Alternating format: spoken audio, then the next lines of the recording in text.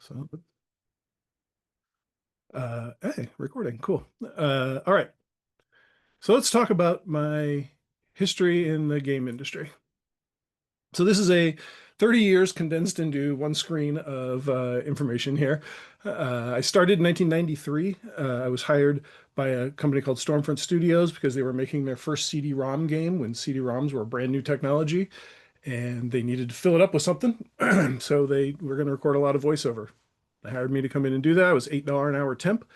I actually started that job and I was still taking my last finals. I graduated in 93 from UC Berkeley. Uh, um, so I was like, I went straight out of school and into work. So did the work. It was really fun. I was working like 15 hours a day, so I was making tons of money. Well, by the standards of 1993. Yeah, I kind of they were impressed with my work. I started doing a little bit of sound design work. I started doing a little bit of music stuff. And so they kept me around, made me a full-time team member. Um, and the games, were kind of growing really fast at that time. So about 3.5 years, 4 years later, 1997, I was pretty sure I knew everything about everything, and I was the great industry expert. And so I decided to leave and go out on my own, start my own studio, doing sound and music as a contractor. And that's when I founded Audible Images. And it was okay. I did some interesting work and I had some good clients, but I had funded the entire thing on credit cards. It was a financial disaster.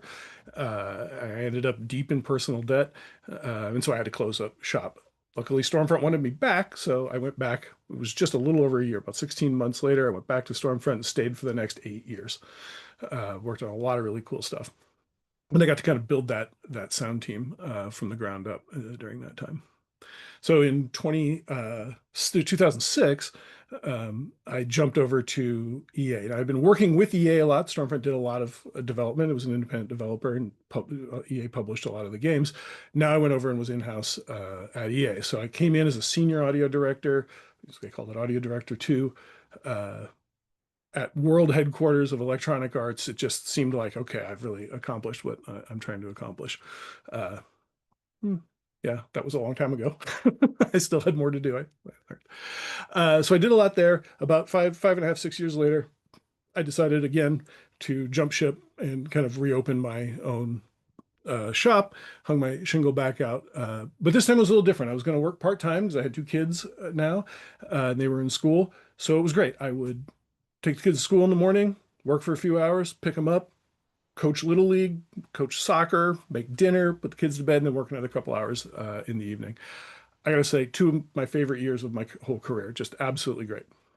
And I would have kept doing that, but we got to 2014 and I got a call from EA that they wanted me back. They wanted me to come back and audio direct a game that was Battlefield Hardline, is what it became. And I wasn't particularly interested in going back full time, but I realized something, which was I had been on a launch title or a very early big budget title on every game console since the original PlayStation. So PS1, 2, 3, Xbox, Xbox 360, uh, GameCube, Wii. Um, and I was here the PS4 was about to launch, and I thought, I don't know if I can be off of this train. I don't know if I'm not on a big project when the new generation launches. That may be it for me. I may become irrelevant. So I just kind of reluctantly went back and took the full-time gig and was working at EA I stayed there for another couple of years.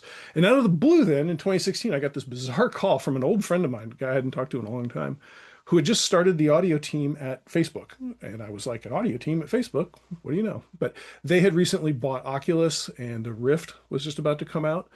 And he wanted to put a team together to do sound, for VR. Facebook wanted to put some of their properties in VR. So he called me up and yeah, I made the jump. It's pretty wild, right? I'm 45 years old at this point, completely changing my career. It was wild. So I stayed there for about 5.5 years. Absolutely wild ride. When I started, I had two direct reports. When I left, I had 51 people reporting up through me, two layers of management. We were working on just huge projects all over Facebook's Meta's entire catalog. Um, Managed through the pandemic. I think we did a really good job. Got to 2022 and I kind of looked at a chart sort of like this and thought, well, that's about 30 years. I think maybe it's time to get my gold watch and kind of go home. So yeah, I tapped out, so I kind of retired at that point. I'm not really retired. I still do some consulting and stuff, but I'm also doing a lot of writing now and some of my own projects. So there's 30 years of career in what was that, about 90 seconds. Uh, yeah, so let's see. Oh, feel free to ask questions if anybody has questions while we're going on. There'll be plenty of time at the end. So during this time, I shipped about 40-ish games. Now, you would think that number would be easy to determine because you just count the games that I worked on. But there's two interesting reasons. I think they're interesting reasons why it's much harder than that. So the first one is, what is the level of involvement? So often you'll see old guys like me, and especially sound people, who will say, I worked on 200 plus games in 30 years. Sure, probably true. You can't have done much on 200 games, right? Like if you do that in 30 years, you're working on 6, 7 games a year. Uh, that's going to limit how much you do. So a lot of sound people do contract work. They'll do, like, I did the cinematic sequences or I recorded the VO, and that's great. That's legit. But I wanted to focus on things where I, had a much more sort of meaningful kind of contribution to the game. The other thing that's hard is multi-platform games. So a game like Battlefield Hardline came out on 5 platforms in 9 languages, right? But I think of it as one project.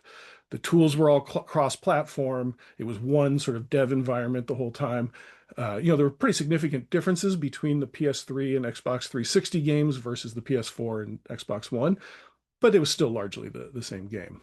On the other hand, something like Andretti Racing for PlayStation and Andretti Racing for Windows to the consumer looked like the same game. There's like the same game on 2 platforms, but they shared almost nothing. They were completely different dev processes, none of the tools, none of the technology. Most of the assets were completely different between them.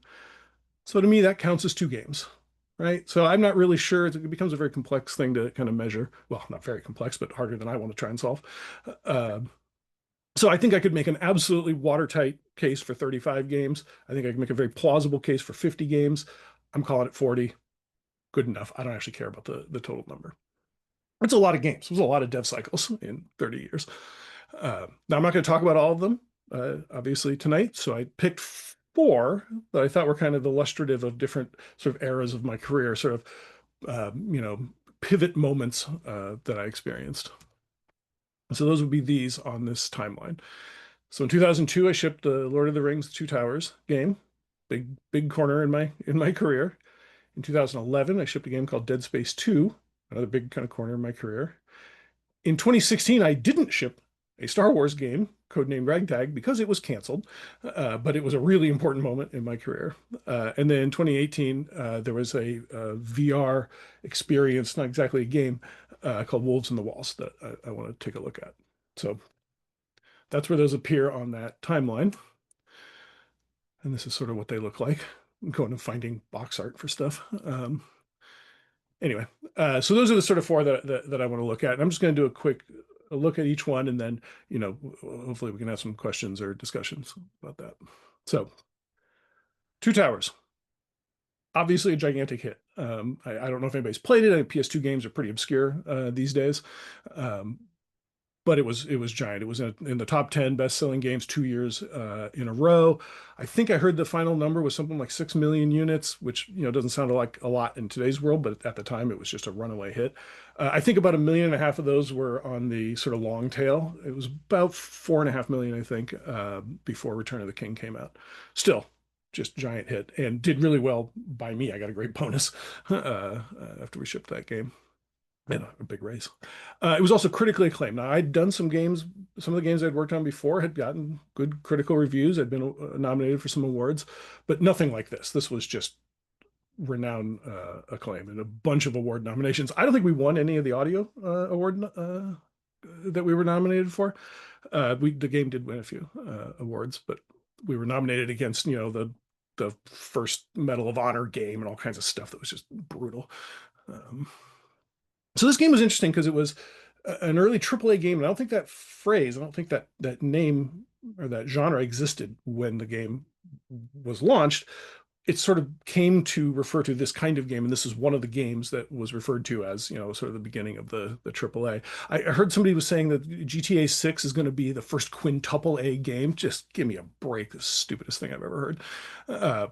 But anyway, the thing we did that made it kind of a AAA game was the production values. It was just a hack and slash game, and it isn't very long, uh, um, but it has these incredible production values. We had the full cast from the movie, at least all the characters that were in the game, except for Christopher Lee, who wasn't available for Saruman. We had the music, which I'll talk a little bit more about, and the most important part was we had actual scenes from the movie, right? So um, we used to call it FMV, full motion video. It was DVD on the PlayStation 2, and we had scenes from the Two Towers movie, and the game shipped before the movie came out. So people bought this probably by the hundreds of thousands so that they could see the 42 seconds of movie or whatever it was, or Gandalf the White reveals himself in Fangorn Forest or whatever the hell it was that we had on the game. It was a great sort of marketing opportunity, and I think players really liked it. Right, it was great sort of fan service. Um, and in fact, the executive producer had this phrase that he used to say, which was, we want to play the movie." Right. This is the beginning of home theater, where people had surround systems at home. The PlayStation 2 was often the main part of it. People would watch, they could watch the Fellowship DVD on their PS2, sitting in their chair, looking at their screen, pop that DVD out, pop our game in, and now play. And that's what the executive wanted, which I thought was a really brilliant idea.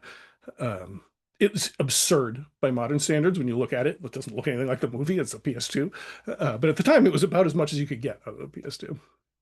And I believe this was the first true adaptive music system featuring live orchestral recordings. So I designed this system that allowed us to implement the movie's music in a completely adaptive way with music logic and game logic interacting. So another thing, if anybody wants to talk tech about that, I can explain that in questions. It also had some runtime surround sound. Nobody had done this. I don't think. Well, I mean, there was a few games at the same time were doing Dolby Pro Logic, and what you did because of just an accident of how the PS2 hardware worked, you could kind of trick it into outputting something that Dolby thought was a signal. It was very clever. But anyway, that all tied into the sort of home theater thing. So huge milestone for me.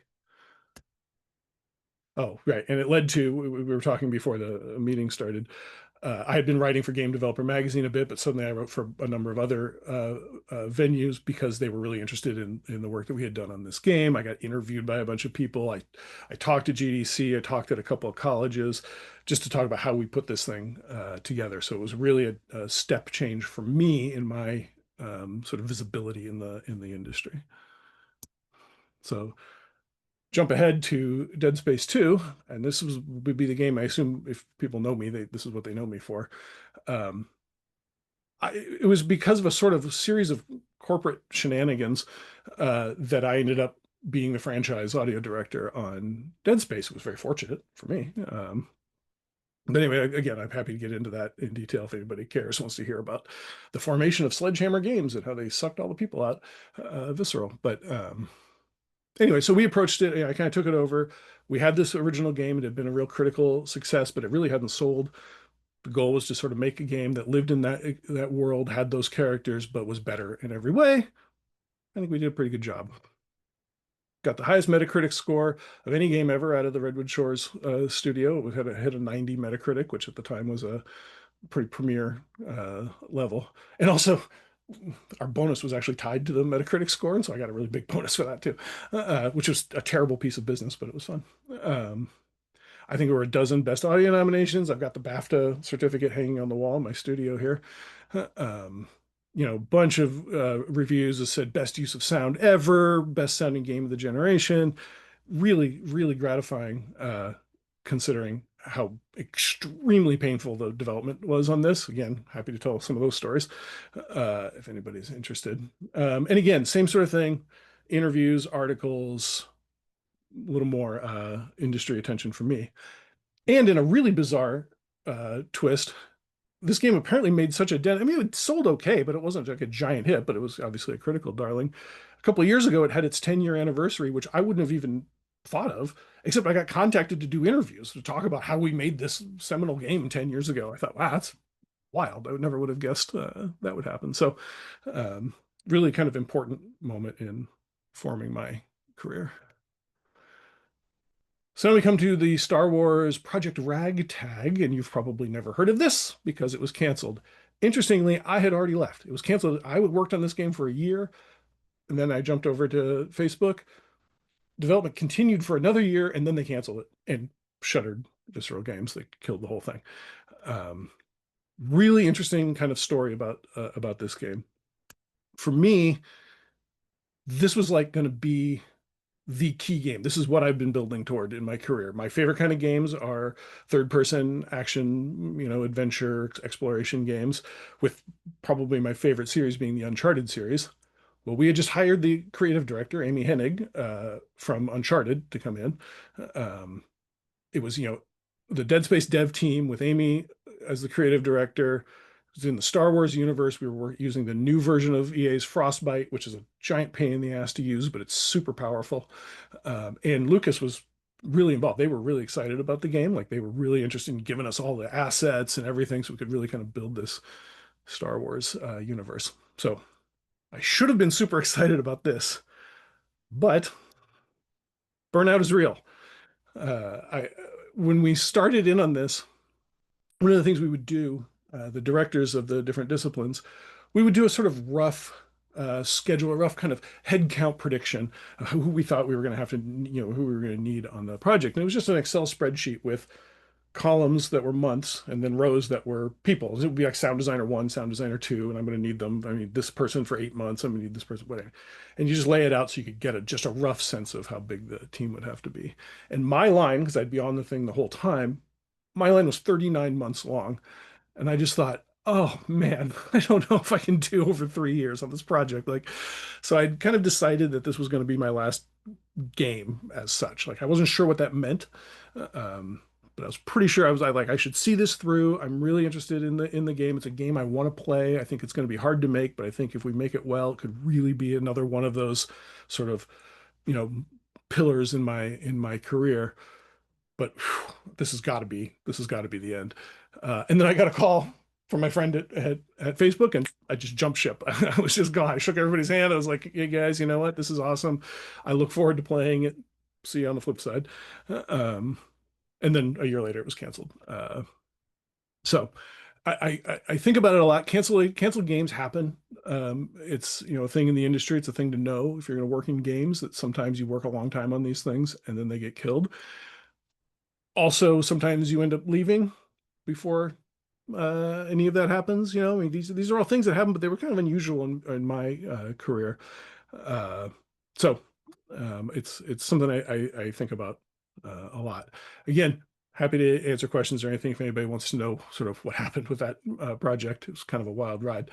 Um, but note that I left a year before it got canceled, so a whole bunch of things happened after I left. I'm not really sure what they were.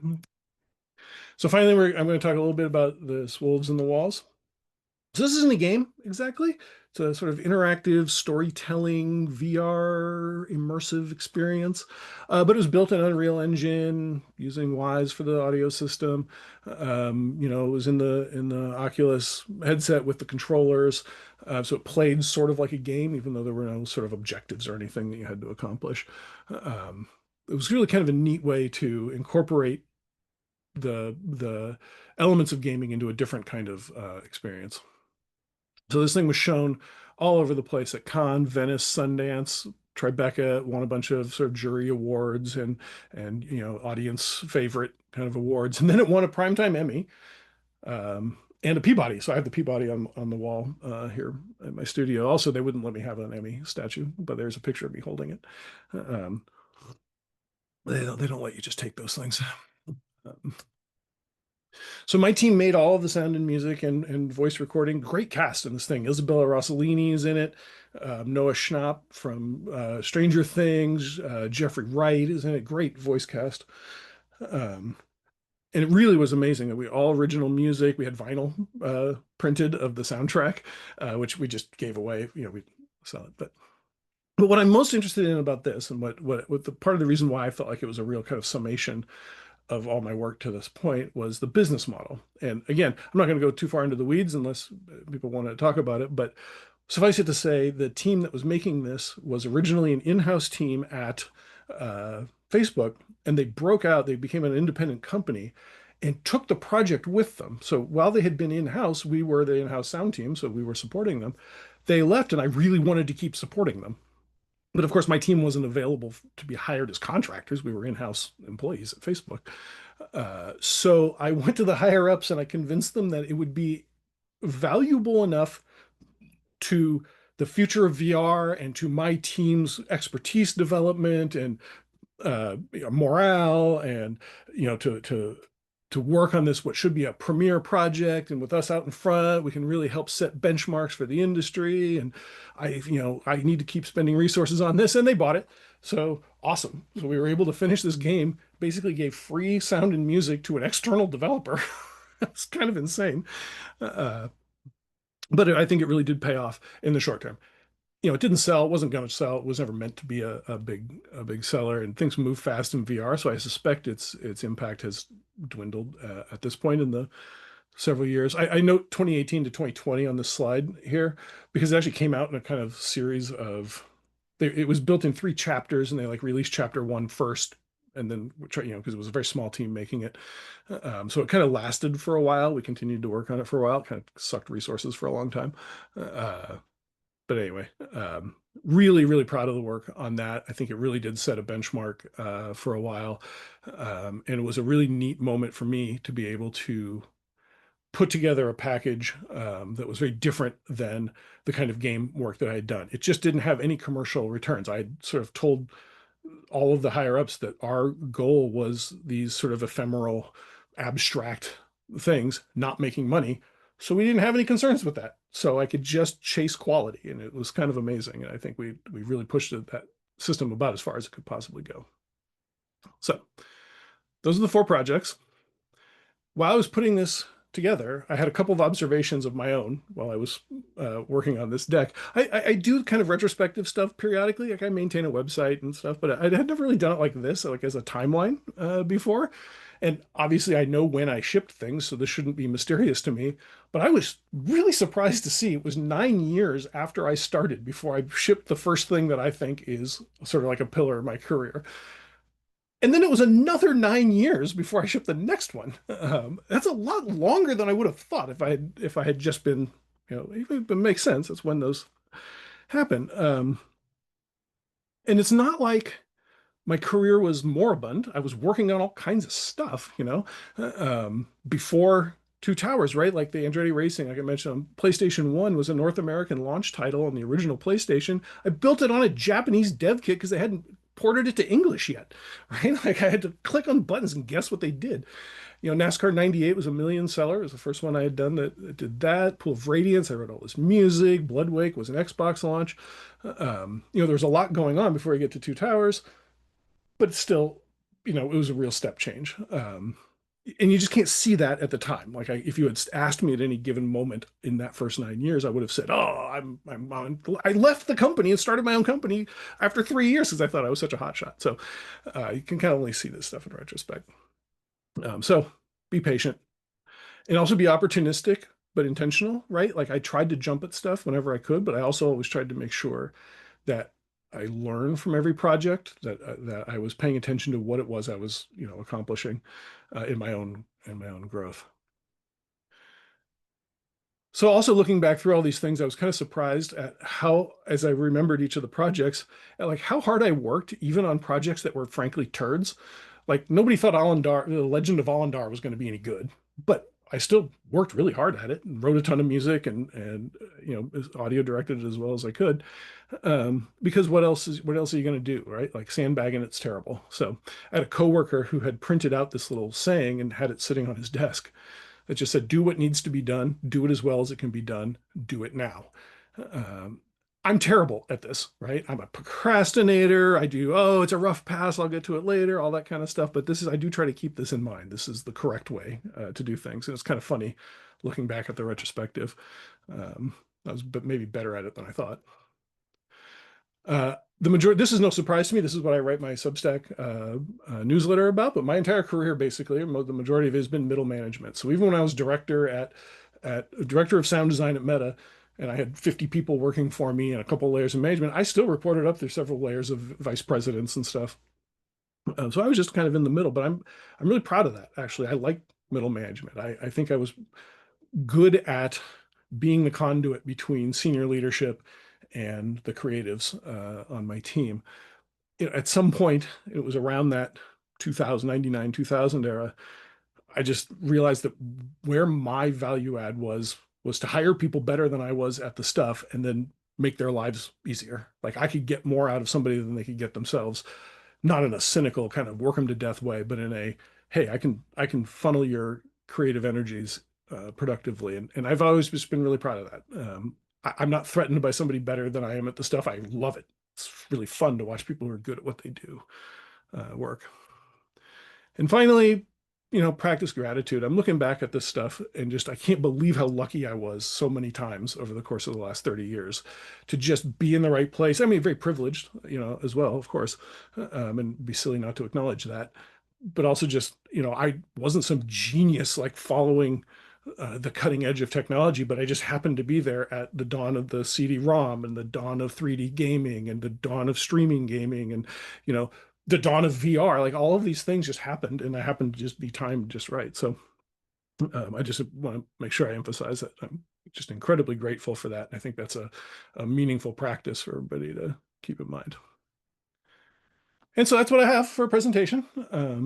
I have some contact info here. I'll make sure this is available for folks. You don't have to write it down or anything. But I have a website. Like I said, I publish a Substack that's about management, and this is just my personal email here. So should we discuss? What do you think? Anybody have thoughts, questions? Yes. Bravo. It was a lot of me talking. No, it was nice. It was nice to listen. Oh, That was good. really cool. Good. Um, I think there is a question in chat, Oh, let's see. Do I need my chat um, window here? by Benedict. Where's my chat window?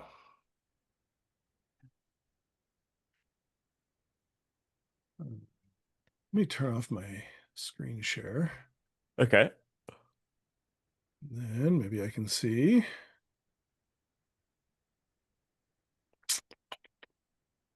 I see my participants window. Where's chat in Zoom?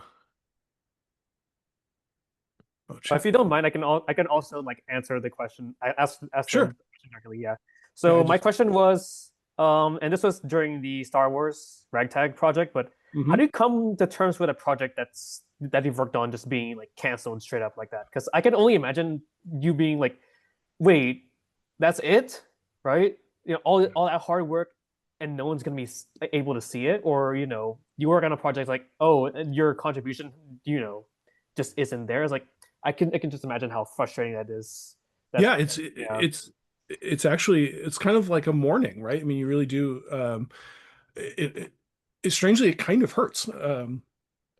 I expected, because I left before it was done, I expected a lot would change. But I didn't really expect, after 2 full years of development on the game. I mean, I don't know what I can't imagine they spent less than $30 million on that game to just summarily kill it. Was kind of really surprising. And, so I expected it to change a lot after I left, but I didn't expect it to just disappear. And yeah, there's kind of no, it doesn't exist in the world, right? There's kind of no record of it. There's no artifact of the thing. And yeah, it's hard. I'd had a few other games canceled. I worked on a little fishing game for the Wii at EA for a while that they canceled. And I was just randomly online. I was doing some research, and I found somebody found an old Wii dev kit in a dumpster and loaded it up, and there was a build, like an alpha build of this game on the thing. And they captured some video. I was like, wow, that was wild. But for the most part, yeah, the stuff just disappears, and it's kind of sad. Yeah, it feels like, I don't know, like lost media almost. I mean, it literally is. It is, yeah, yeah. And I didn't keep any of it for the most part. One of the things about being an in-house person is like the company owns everything, and Mhm. keeping material is technically illegal. And I always let my people capture stuff for demos and have reels and stuff. And it's not that I kept nothing, but there's no way you keep an in development game for the PlayStation, right? Like, let's say if you have a dev kit, there's nothing you can do. Uh, so Right. Cool. I think we have more questions in chat. okay. If you Yeah, let's see. I'm not sure where to start here. Let me make my window a little bigger. I tried to set this up so I'm looking into the camera, but of course that means my screen is behind my camera. All good. I think the first one, or for the new questions, it would be from Thomas. Let's see. Yes. For someone entering the sound design field now, what skills do you think will matter the most going forward? I mean, that's a great question. I'm really terrified and intrigued about what AI is going to bring in terms of workaday sound design. Is anybody really going to record footstep sounds anymore? So I think there's a lot that's up for question. I personally have always thought having some implementation skills raised the bar for a person, right? So making a great sound in Pro Tools or in Reaper or whatever is one thing, and having that ear and knowing those techniques is really important. But there's a long way from that to actually having it play back in Unreal Engine, say, and actually learning those skills and knowing how to import stuff and knowing how to trigger from an animation file or knowing how to get, a surround ambience playing or, I think you got to have the fundamental sound design skills, but I think the stuff that raises people up a notch is the implementation and understanding both the technique of it, but also the why would we approach implementation the way we do. I always looked for that when I was hiring. I always wanted to see that somebody had actually gone all the way through the implementation, even at a junior level, that somebody had, taken the opportunity to download a free engine or whatever and give it a try. When you start on a project, where do you start? Vis-a-vis composing the soundtrack, in terms of establishing the sound for the game, themes, leitmotifs. Working on a game, having trouble starting on a coherent soundtrack. Yeah, I mean, it's interesting. The games that I worked on tended to be pretty large teams. And so there would be a game director, a design director, an art director, and we'd work on it together. So the art director would say, I really want this high contrast world and big shadows and things, moving around. And you start thinking about that sonically. What's that going to mean? How do I enhance that? How do I play with it? Where are there places where I could take advantage of that fact? Or they'd say, I want it really gauzy and beautiful. And, okay, well, we're probably going to want to enhance that, sonically. If you're working just by yourself, I've been sort of just dorking around with some personal projects myself. And it is much more complicated. Like, I don't know, what do I want to accomplish here?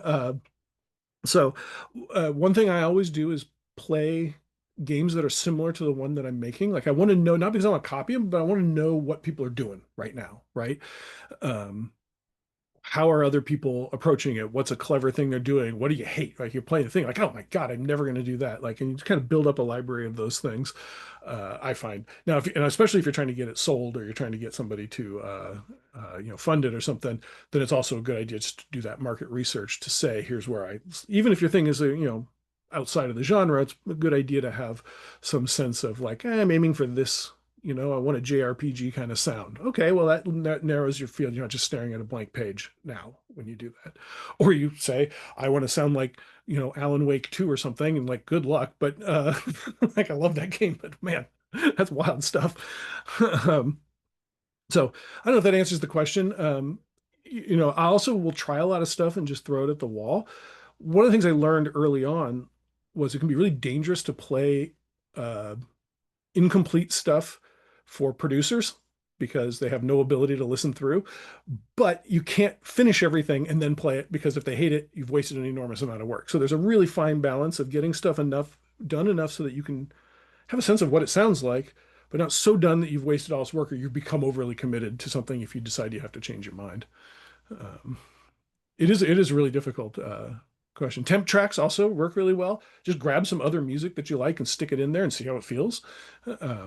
Famously, that was what George Lucas did with Star Wars, and then he gave the whole temp track to John Williams. It was like, do this. Led to some pretty good music. How do you feel taking on the role of working on Dead Space 2? From what I understand, the budget was pretty high. Do you feel scared? Yeah, it's interesting. It was a very complex kind of situation, right? Because what had happened was the general manager of Visceral. So if anybody, I don't know if people know, the development team was called Visceral Studios, but that was just a rename of EA Redwood Shores. Like it wasn't like some startup company or anything. the guy who had named it, Glenn Schofield, was the general manager. And he and Michael Condrey, who was the development director, decided to leave, and they founded Sledgehammer Games, and they took a bunch of the people from Visceral kind of with them. And so there was a lot of kind of tumult going on, and the audio director and several members of the audio team were amongst those that left. And so I actually stepped forward and said, "Hey, I'll take it," and so there was some discussion about whether that was the right choice, or whether they should bring somebody else in. And I was like, I wasn't scared, but it was a pretty bold step, right?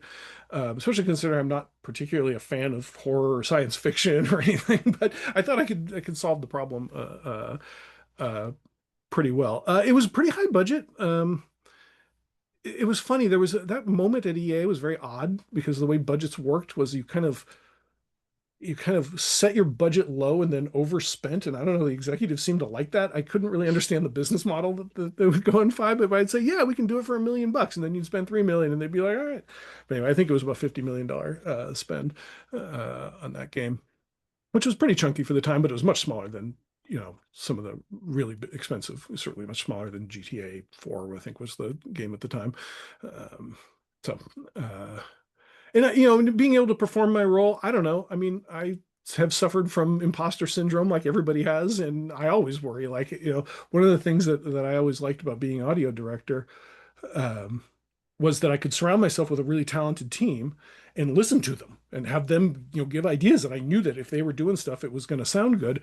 And at the same time, the buck had to stop with me. So I had to make creative decisions. And I always wanted my fingers to be the last ones on the faders, as it were, right? Like I want the mix to be signed off by me before it goes out the door.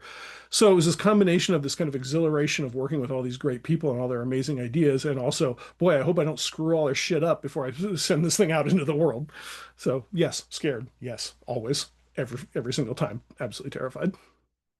You want to hear about the formation of Sledgehammer? Yeah. So, like I said, so it was Glenn Schofield was the general manager. He had renamed EA Redwood Shores to Visceral when we stopped working on the Lord of the Rings titles and the James Bond titles, and so it was Godfather, Dead Space, and a couple of other things that didn't end up turning into anything, but they were M-rated, violent, aimed at adults. And he's like, that's going to be our brand. That's going to be inside EA. All the development studios really needed to have a brand, he thought. So Visceral was going to be the thing.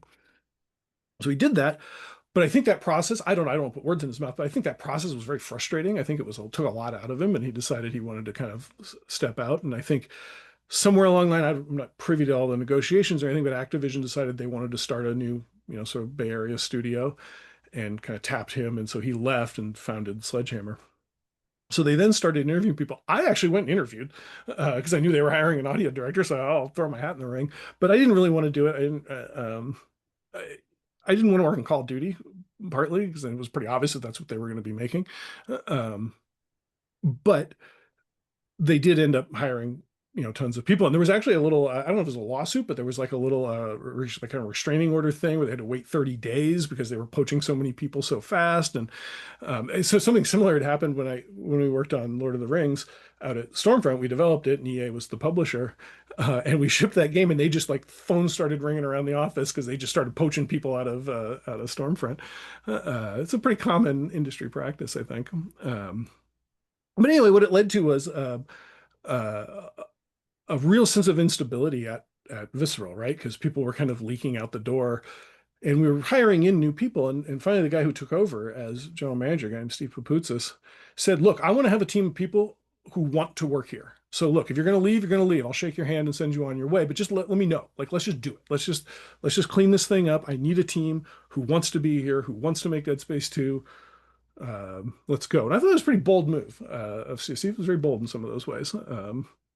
Interesting fellow. Does that answer your question? And Sledgehammer went on and was doing Call of Duty and stuff, and then eventually both Condrey and Schofield parted ways and went off and did other things. And it's still around. And in fact, last I heard, I think the GM at the studio is now an old audio guy who used to work for me. He's now running the whole thing. Dave Swenson. Good guy. Yeah.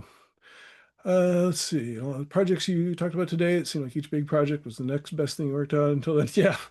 When you feel like your career is stagnant, you took a step backwards. Yeah, I will say I talked about the 9-year gap between um, the Lord of the Rings game and Dead Space. I'd gone over to work on the Godfather franchise, and the first Godfather game had come out on PS2 and Xbox, and then it had been ported to Xbox 360, and the audio director left, so they hired me to come in and pick it up. I took it to PS3 and Wii, and then we did the second game.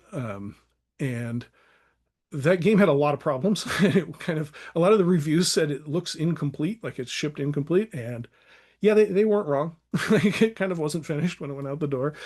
And it got kind of abandoned by the company. And that was tough. We worked really hard on it, and it did have problems, but it also had some good stuff in it. And we were talking about, a game getting canceled. That game wasn't canceled. It was just kind of abandoned. Like, they didn't market it. It just kind of oozed out, got mediocre reviews, and then was just kind of gone. And I moved on to another game that was just starting up, and it was an original IP, and it was a tiny team, and it wasn't really getting any traction. And I did actually have this feeling for a while, like maybe this whole coming over to EA was a mistake. Like, this is, there was having little triumphs. There was the little fishing game that then got canceled also. But yeah, it did feel it felt a little backslidey. And even when I took over Dead Space, there was no guarantee. That game made some changes to the formula of the first game that was probably going to piss off a lot of the original fans, and did. It was a little more, it was sort of Aliens compared to Alien, right? It was a little more actiony. And so that was kind of nerve-wracking, right? We're going to put this thing out. We think it's better. We think we've tightened it up. We think it's more fun. We think it sounds better, but could come out and fail. And if that had happened, at that point, it would be 10 years before I between games. And I was like, I'm going to be the Lord of the Rings guy forever. So, yeah. And then at Meta, I didn't feel like I was taking a step backwards, but I had gotten very far away from the work, which was cool. That's why I wanted to develop myself as a director and a manager and stuff, and that was great. But I didn't miss doing sound work. I mean, I love it, and I was surrounded by great sound designers. But I did feel like I had gotten quite a long way away. Like, I didn't have time to even play the things we were making a lot of the time. Because I had 50 people working for me, and you got 50 people, there's always something going on. Somebody having some problem with something. So that would be another moment, I think. And the pandemic was incredibly difficult to deal with. How does the recruitment work for a game that is going to be as high profile, such as Lord of the Rings game? It's interesting. We didn't know Lord of the Rings was going to be that high profile. When we started working on that game, it was before the first movie, before Fellowship had come out. There was no Fellowship game based on the movie series. The Fellowship is the first part of the Two Towers game. There is technically a Fellowship game out there. It was a book license, not a movie license. They didn't have any likenesses. It's terrible. It disappeared. But the last Lord of the Rings thing before the movies came out had been the old Ralph Bakshi rotoscoped animation thing from the 70s. And like, nobody thought it was going to be a hit. Nobody thought the movies were going to be that big a deal. Which is why we were working on it out of house, like why Stormfront was developing it for EA. And then when the first movie came out, obviously it became this massive phenomenon. And so we knew at that point that the Two Towers was probably going to be a huge hit too. But we had the team in place largely, so there was some moving around. There were some, additional folks added. Some EA people got sent out to live at Stormfront, basically. It was sent out to Siberia to live in our office. It was kind of funny. But yeah, recruiting in general, it was interesting. I hired several people for Dead Space 2, because like I said, a lot of the Dead Space team disappeared. And basically everybody who came in was a fan of the first game, right? Like, they kind of knew what they were getting into. When the first game had started, nobody knew what it was because it was an original game. So that, I think, has more to do with it than whether it's going to be super high profile or not. More hear about companies canceling or abandoning projects people work on. No wonder why many people have personal projects. All that. Yes. Well, and in fact, here's what I'm hoping. Let's knock on some wood. I mean, there's been like 40,000 game layoffs in the last year. This should become, or has the potential to become, a real golden era of indie development, with Unity and Unreal being free, to just grab and use. Blender, Reaper. There's all these sort of low cost or free tools that you can really do great stuff with. So I'm really hoping that all that creativity kind of pulls up into kind of indie devs, and we see some different stuff. EA just launched Battlefield 6, And I'm like, and everybody's like, oh, it's a return to form. I'm like, yeah, but why? Like, we keep making the same game. God. Anyway, what do you value most in the teammates other than technical skill? Uh, yeah, I mean, technical skill is actually pretty low on my list. I can teach technical skill to people. I care about honesty, straightforwardness. I care about people being willing to be vulnerable in creative disciplines. Um, you can't be good at what you're doing unless you care about it. And it's a really difficult thing. You have to be very vulnerable. It's really hard to make sound. It's especially hard to write music because you're putting something out that you have to have put some of yourself into in order for it to be good. You can just make crap. You can make schlock all day. It doesn't make any difference, but I don't have any time for that on my teams. So I'm looking for people who can be vulnerable like that, but have their own boundaries so that they don't just dissolve into a puddle, right? Because sometimes super creative people are also nuts, and that doesn't do you any good on a team either. So I think that's what I look for, and integrity, right? I just want people who are going to do what they say they're going to do. It's surprising how some people don't work that way. If you're given a chance to pick any game studio to work at pre-retirement, what studio interests you most, or you wish you had the chance to work with them? You know who? Double Fine. Um, I Tim Schafer is just this genius, I think. And I've known I don't know who the audio person is there now. You know, they got bought a couple of years ago, so I think the culture is a little different now. But you know, Psychonauts 2 came out, and I just played the hell out of that game. I loved that. And it's just the idea of that kind of unusual vision and stuff. Also Remedy, I mentioned Alan Wake. I think Control was one of my favorite games of the last few years. I just absolutely loved that game. They have such a strange view of games, right? Like they're on the face, it's like a third person action game, but then there's just weird, like the psychic toaster in Control was so strange. Love that. So yeah, I think those would be high on my list. Would you prefer working on original games or games that are sequels based off an existing IP? They both have pluses and minuses. Obviously, I've done a lot of the movie stuff 'cause I did the Lord of the Rings and the Godfather, but I also did a Star Trek game, a Deep Space Nine game at one point.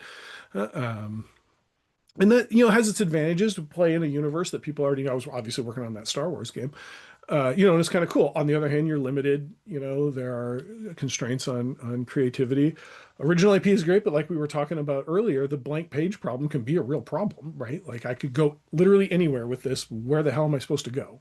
Is really kind of daunting with original IP. So I like both. I like having a mix of both in my career, and I think that's the luckiest thing. You know, I would the thing that I would bug me the most is if I was on the FIFA soccer team or the Madden team, or for that matter, the Call of Duty team or whatever, that just you're making the same game over and over and over again.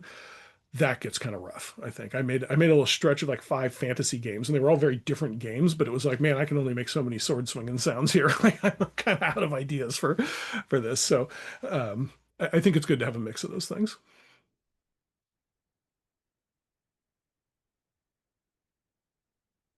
Do you ever consider pivoting or moving career directions toward media like film?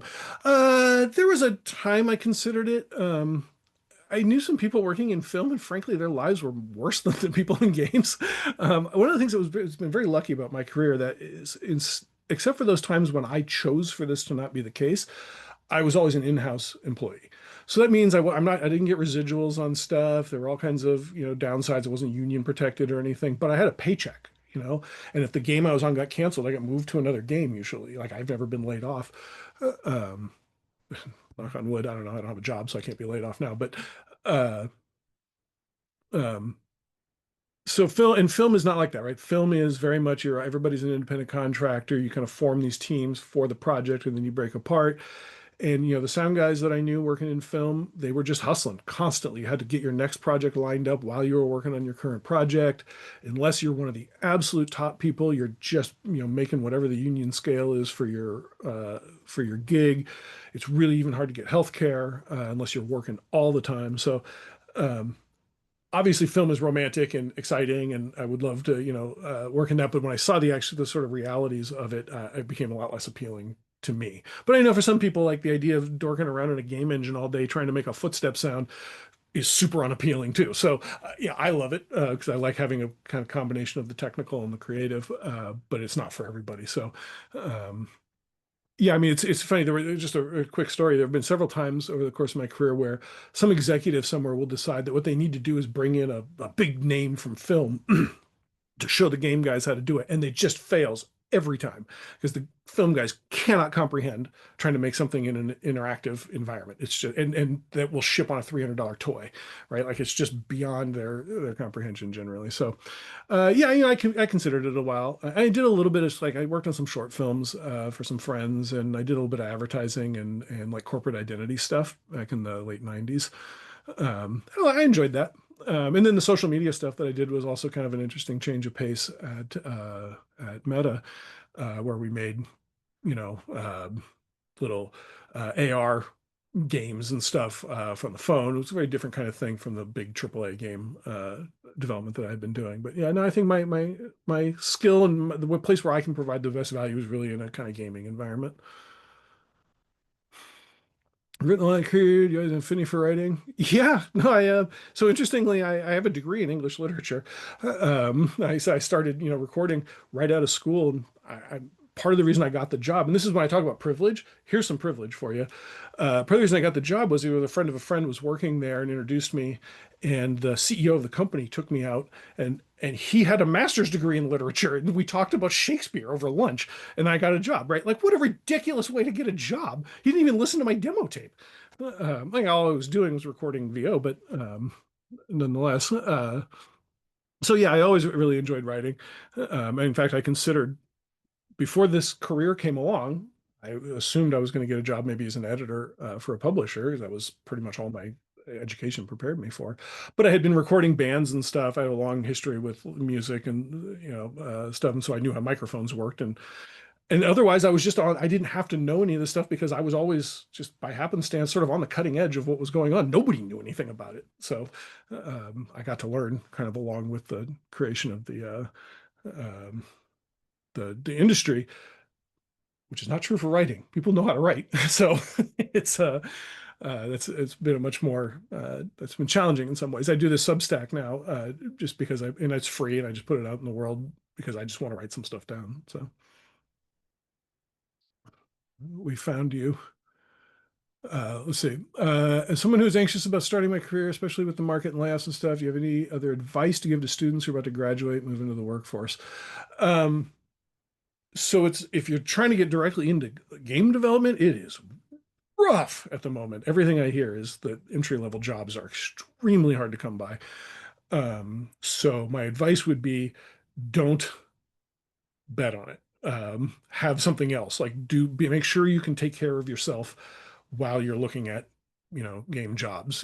It's going to be really, really hard. But if you have something else that you're good at or some other kind of work, I worked retail before while I was in school. I worked at a public library for several years when I was in school. Whatever, there's no shame in any of that. And, you can keep your ear to the ground and maybe, like I said, this new industry is going to form with the indie developers and stuff, and then there will be more entry level kind of positions. Anyway, I don't mean to sound doom and gloom, but I mean it's there's been some real incredible consolidation, and like I mentioned, I'm really afraid of what AI is going to do, especially for entry level positions. So the other thing I would say is if you have a specialty in something that people really want, that's also a really good idea. So I don't know what the hot thing is. I mean, obviously AI stuff is everybody's just fire hosing money into AI stuff. But like in games, I would expect that if you're a systems engineer or something and you have some special knowledge of or some new techniques or for whatever for character pathfinding or something, right? Like really focus in on that, and it'll be hard to find something, but maybe there will maybe that's a way in as opposed to trying to be a generalist or something else. There are game jobs that come up occasionally, like QA tends to turn over really fast. It's not much of a straight line. A lot of people try this. They try to get in through QA, and there's not a great pipeline from QA teams into other parts of the development. But it does exist. I have seen it happen. But of course, everything's just super competitive there as well. So. Sorry, that may not be the most cheery answer. We found you. What is this? If I click on this link, what is going to happen? Am I going to be terrified?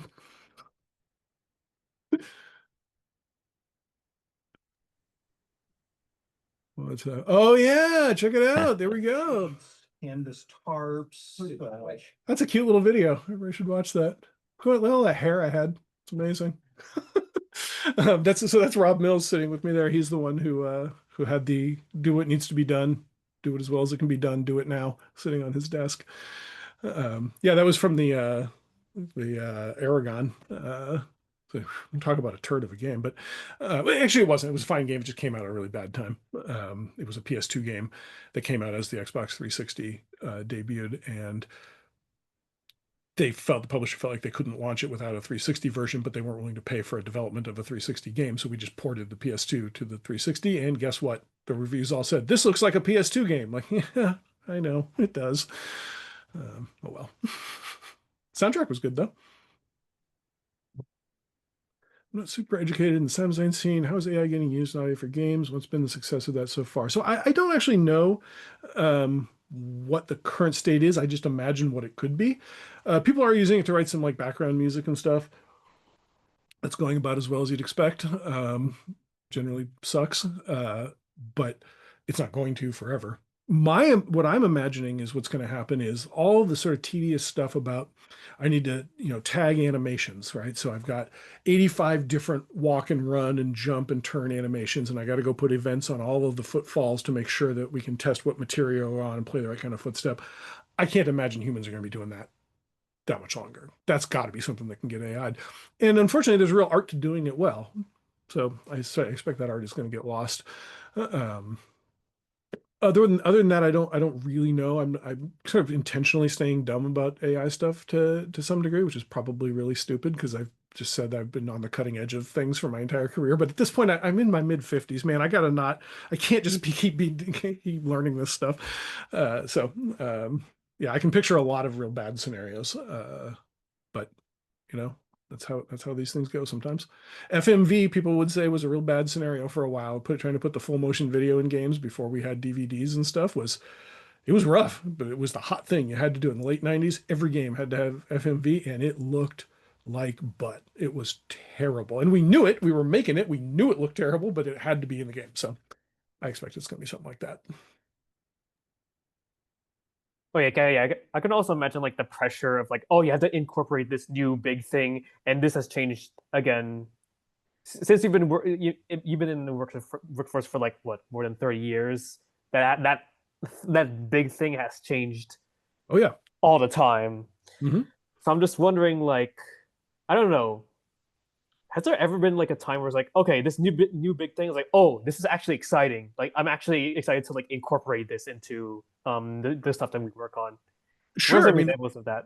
When the Voodoo card came out and we could do 3D graphic, hardware accelerated 3D graphics, that was amazing, right? Like that was just a complete step change in what especially PC games could look like, right? I mean, there was the id games and stuff that ran in software 3D, but when that first Tomb Raider game came out and the Voodoo card launched, it just changed the world, and all for the better, in my opinion.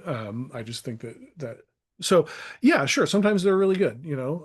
Some of the innovations aren't technical too. So some of the innovations are sort of gameplay, loot boxes. Everybody remembers loot boxes. I was at EA when that was going on, right? And like, what a terrible innovation that made everything worse. So it's hard to know. I mean, I think stuff like the season pass kind of stuff, PlayStation Network, the Xbox, they're shittifying it really badly right now. It's getting a lot worse right at this moment.